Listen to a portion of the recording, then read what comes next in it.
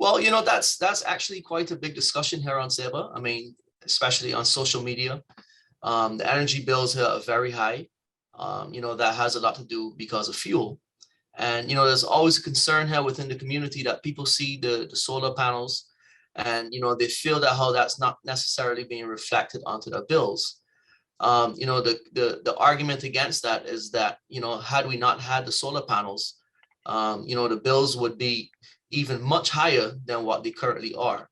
So this project won't necessarily yield results, next week or next month or even next year, because it takes time to develop, a project of this magnitude. But by us reducing our reliance on fuel, because, unlike an island like St. Martin, for example, that uses, crude oil for their generators, we use actual diesel, and that is very expensive.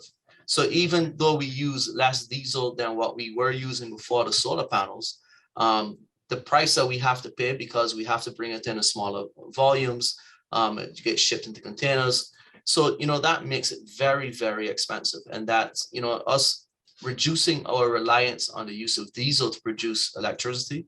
And, we hope that, with this funding, we can actually achieve that in the coming 2 years. That really will have an impact on the cost of living here on the island. Because if we really want to do something about the cost of living, I've always said that energy is one of the areas that we can truly make an impact.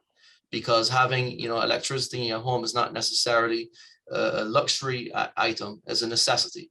And, every household has to pay for that.